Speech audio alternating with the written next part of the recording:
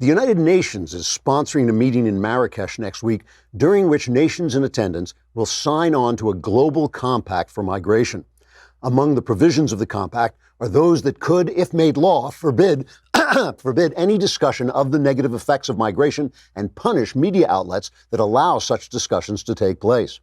Thus, under such a UN-sponsored law, it might become illegal to say that the UN's migration compact is a piece of tyrannical garbage promoted by one of the most corrupt and abusive organizations in the world, filled with unaccountable power-mad chuckleheads for whom a piece of prime Manhattan real estate has been set aside in order that they might have a place to cheat on their wives while they misuse their diplomatic privileges by double parking before wandering indoors to empower lawless groups of blue-helmeted stormtroopers to sweep through some of the poorest nations on Earth, raping women and children so that no sane person in this world would give a hair on a rat's ass what the UN thinks of migration or anything else, and should instead remember that the U in UN stands for unelected worthless dirtbags, and the N stands for not elected worthless dirtbags, all of whom should be stopped before they overrule the sovereign will of free peoples with the absurd fiats of smug and belligerent bureaucrats and the fat dictators who have empowered them to allow illegal invaders to pillage a Western world they did not build and can't understand, rather than sending these wannabe terrorists back to the crap-hole countries from which they came.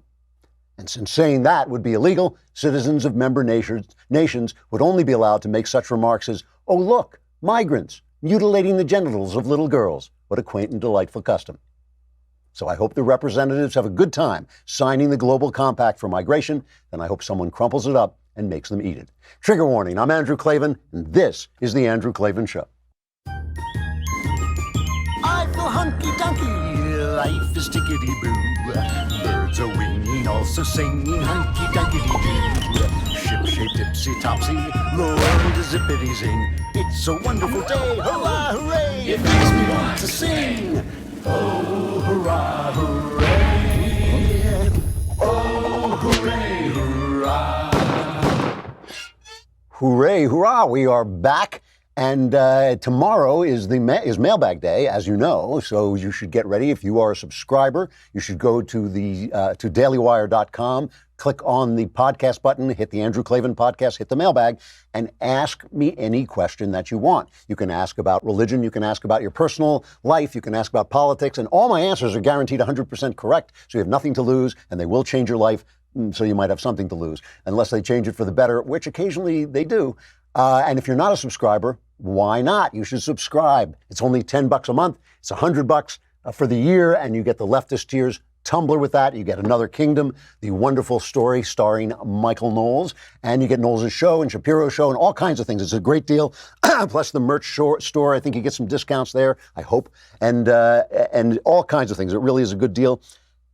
You know what you should also get? You should get the Lefties Dictionary. If you have not gotten the Lefties Dictionary for Christmas, for somebody for Christmas, Christmas Cannot Come. Go on and get that at Amazon.com. That is my book that tells you what the people who don't know what they're talking about are talking about. You'll be able to understand lefties at last. Plus, Christmas is coming, and you know what that is like. It means that about 5 o'clock in the morning, 4 o'clock in the morning, your kids are going to be bouncing on the bed saying, Santa is here, wake up, wake up. You're going to need some Black Rifle coffee. Black Rifle Coffee is the only coffee company out there that gives a portion of their sales to veteran and first responder causes, and it is really, really good coffee. Black Rifle Coffee is roast to order, guaranteeing you fresh, delicious coffee with every order. Black Rifle's Coffee Club makes things easy. Just pick your blend and the amount you want, and Black Rifle will ship your coffee right to your door every month, hassle-free. And Black Rifle Coffee makes giving the gift of great tasting coffee easy by offering 3, 6, and 12-month prepaid and pay-as-you-go subscriptions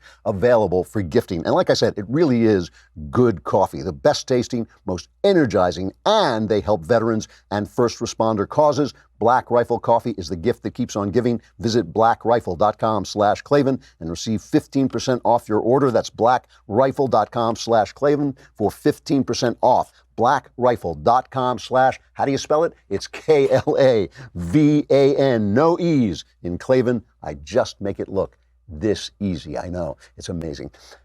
All around the world, elites are hearing the voice of the people, and they want it to stop. I mean, this is an amazing thing. Whatever you think of Donald Trump, whatever you think of some of the more populist nationalist leaders who are rising up in Europe.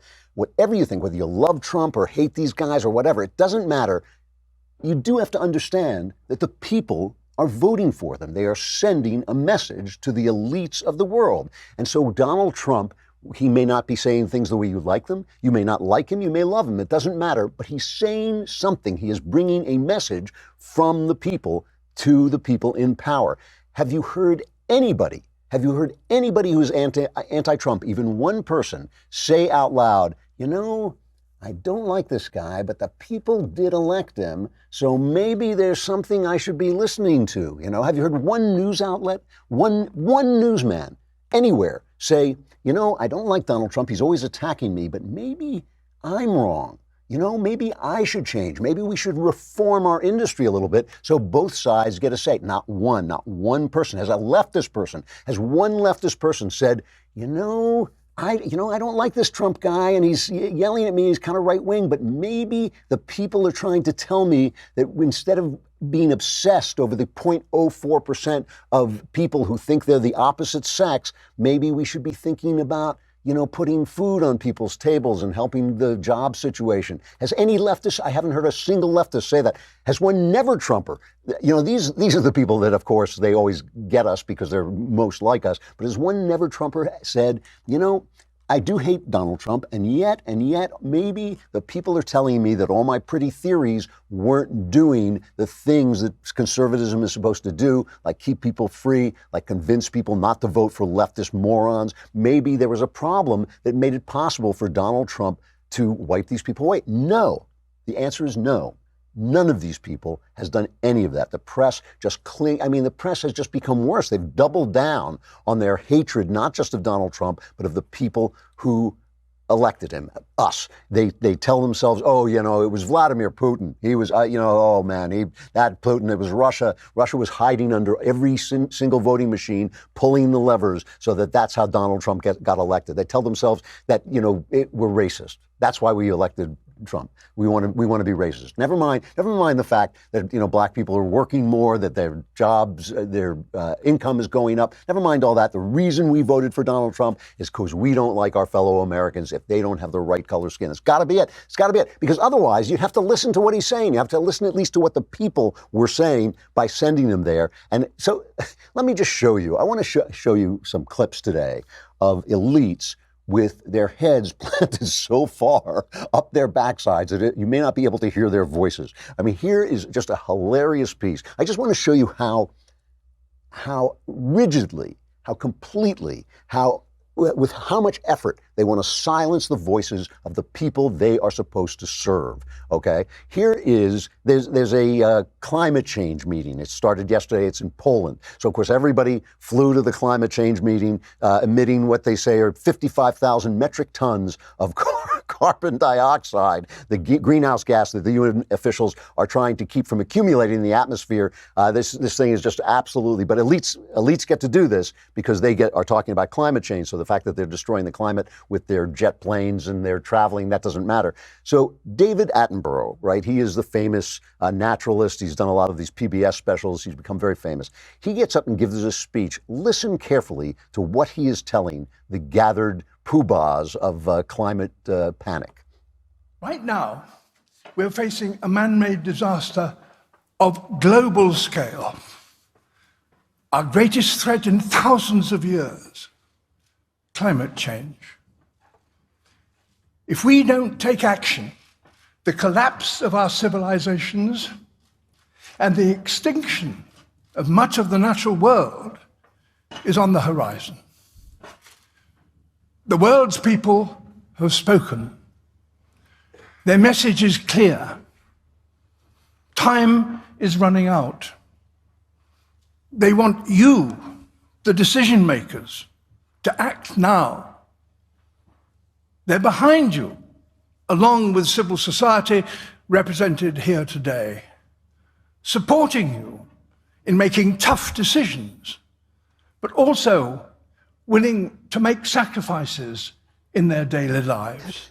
The people are behind you. They support you, and they're willing to make sacrifices. So let's go from there to Paris, where the people were asked to make the sacrifice of paying an extra tax on their petrol, on their gasoline. Let's go where our friends from Rebel Media are covering the support of the people for the sacrifices that you have to make in order to get the elites to stop gabbing about climate change. Here they are. We're outside the Arc de Triomphe. You might see I'm squinting my face a little bit. There's tear gas everywhere, and obviously I don't have goggles. We were planning a quiet morning filming, expecting the protests to start in the afternoon, but they've started early. It's probably going to get a lot more intense than this, but I was receiving messages from French people again last night, and what's amazing about this protest is the polls show that up to 85% of people in France actually support this movement. I mean, understandable. Taxes are insane, and there's more being proposed. But what I also was sent was footage of police officers removing their helmets in protest and in solidarity with the people marching here. Big movement. It's only starting. I'm sure it'll get bigger during the rest of the day.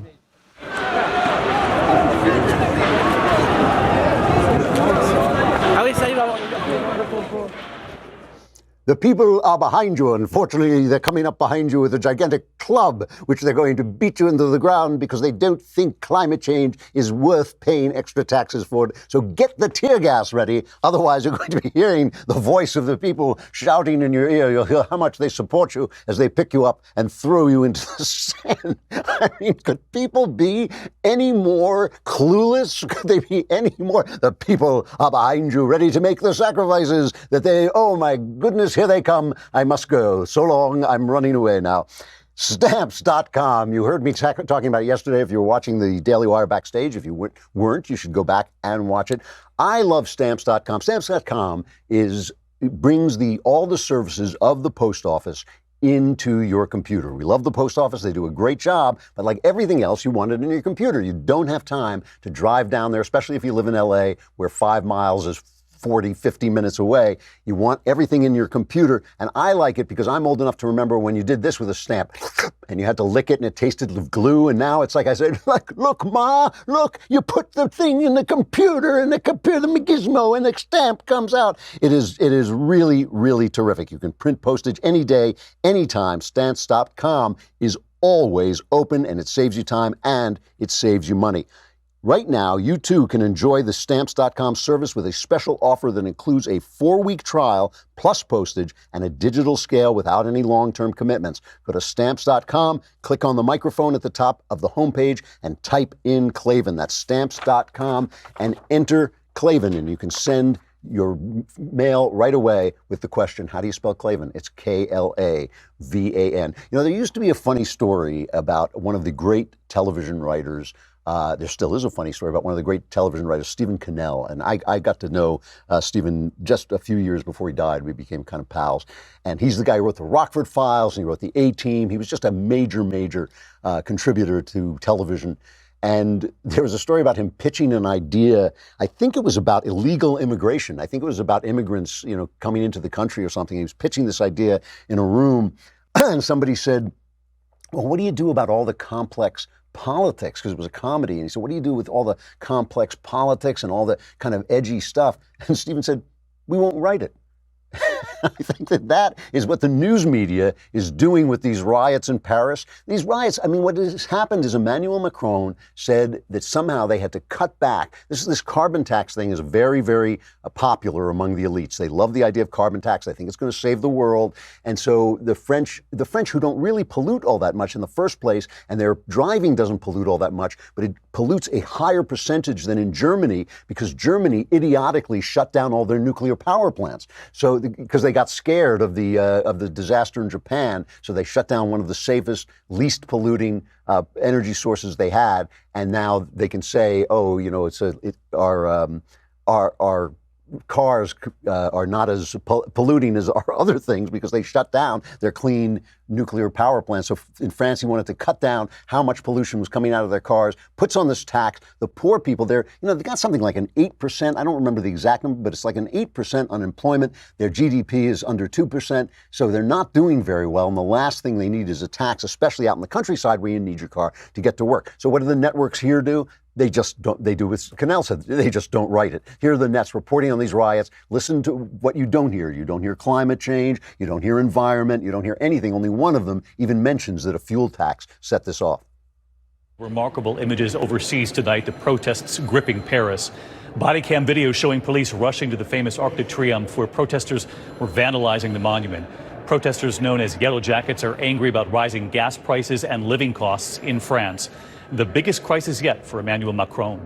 The government is considering imposing a state of emergency. Tonight, no end in sight to the turmoil across France, including more confrontations with police. These ambulance drivers today joining the largest anti-government demonstrations here in decades. What began as a protest against President Emmanuel Macron's plan to raise fuel taxes, growing over the weekend into a movement fueled by rage. Anger from those who say his policies favor the wealthy. Streets barricaded, cars lit on fire, snipers perched on rooftops. Police body cameras capturing this clash at the Arc de Triomphe. Riot police battling with protesters clad in yellow vests.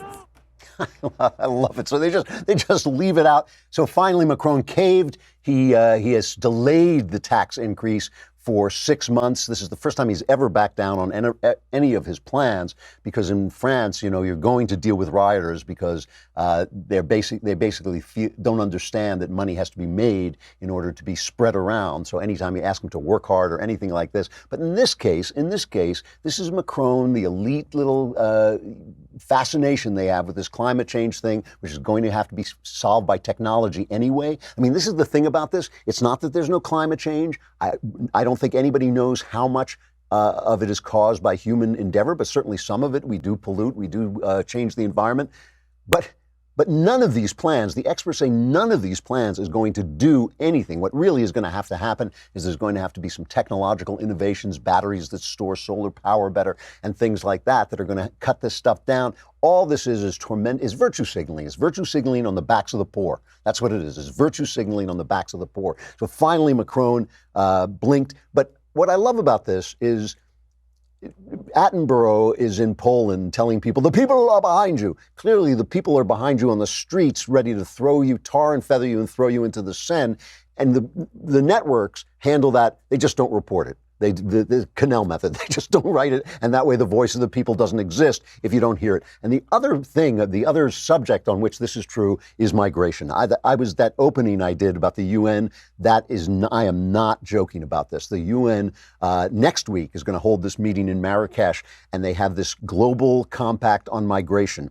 And it's called the Global Compact for Safe, Orderly, and Regular Migration. And you can tell by the name of that it's all about being in favor of migration. They pays a little bit of lip service to the sovereignty of the nations who are being swept under by people from failed states. It doesn't pay any attention really to whether they want to keep their culture intact, to whether they can handle these people, to whether they can afford to give to people who haven't been paying taxes all the services that Western nations provide. They don't talk about that at all. All they really talk about is, don't you insult these poor migrants who get to sweep into their country. So essentially, this is the UN saying, all these tyrants who run the UN and spend all their time sitting around going, Israel, I hate Israel. We must pass another resolution against Israel. All these clowns who sit around the UN, double parking in Manhattan and then going off to throw their mistresses out the window in some hotel. All these clowns are going to tell the West, oh yeah, and all these failed states, you just have to take them in. You have to take them in and spend your money on them because these countries are not going to do it. Instead of chasing some of these tyrants and idiots out and establishing the rule of property law, free trade, capitalism, all those things that help people come out of poverty. Instead of doing that, they let the tyrants, the madmen, run the asylum, and now they want everybody to sign on. And so, of course, in England, something like 40,000 people have already, which I think is the population of England, have already signed a petition against this. And one of the people, the EU migration commissioner, Dimitris Avramopoulos or something like this, said, he told a German newspaper he doesn't understand why anybody would oppose the pact because it's not binding. The pact is not binding. So why wouldn't you sign it? Which is absurd. If you don't agree with it, why would you sign it? And of course, once you sign it, you accept the terms of the pact, which is that basically migration is a human right and anybody should be able to do it. This guy was put on Twitter. I'm sorry, I don't know his name. I couldn't track down his name, but he is an EU MP, and he was protesting. They put him on Twitter as if he were supporting this pact, but he's protesting the pact, and he describes what I was talking about in the opening, this idea that they're going to simply, they can deal with the voice of the people simply by shutting it down. Here he describes it. Participating countries are set to sign this agreement. And although this joint agreement isn't binding, it's still meant to be the legal framework on which the participating countries commit themselves to build new legislation. And one basic element of this new agreement is the extension of the definition of hate speech. The agreement wants to criminalize migration speech. Criticism of migration will become a criminal offense. And media outlets, and that also concerns you, that give room to criticism of migration can be shut down. The Compact for Migration is legalization of mass migration. It's declaring migration as a human right. All around the world, anti-immigration groups are rising up. All around the world, nationalist leaders are getting more and more, and nationalist parties are getting more votes. Trump wins in America by promising to build a wall on the border. Angela Merkel is finished in Germany because she let all those people come sweeping in. The people want to protect their nations. They want a right to say who comes into their nations. Even welcoming countries like ours can be taxed beyond our ability to take people in. And the elite hear these voices and they want them to shut up.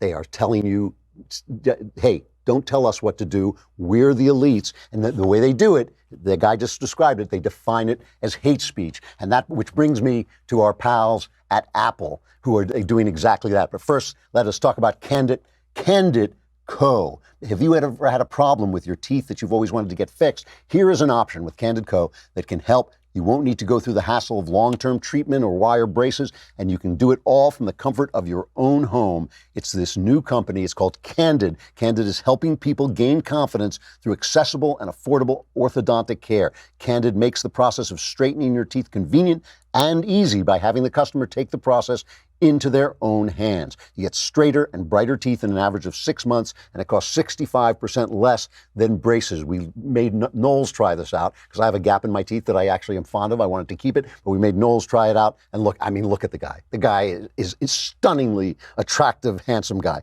So you're one step away from getting straighter, whiter teeth. Take advantage of Candid's risk-free modeling kit guarantee. Plus, when you use my dedicated link, candidco.com/Klavan, you'll save 25% on your modeling kit. That's candidco.com/Klavan to get 25% off the price of your modeling kit, candidco.com/Klavan. You put these braces on, you say, how do you spell Klavan? It's Klavan. So Tim Cook, the Apple CEO, received an award from the left-wing Anti-Defamation League, the Courage Against Hate Award. And he declared that Apple, which after all are the people who spread the apps and the so much information, their app store and all their the podcasts and things like that they do. He basically declared that he is in favor, he is just another big corporation in favor of silencing the voice of the people by defining it as hate speech whenever he sees fit. We've got 2 cuts of him. They're both worth listening to. Let's play cut number 1. At Apple, we believe that technology needs to have a clear point of view on this challenge. There is no time to get tied up in knots. That's why we only have one message for those who seek to push hate, division, and violence. You have no place on our platforms.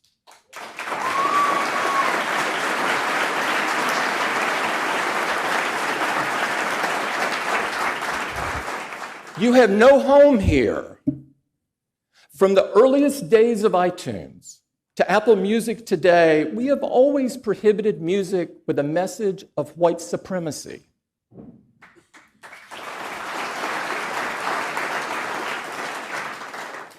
Why? Because it's the right thing to do.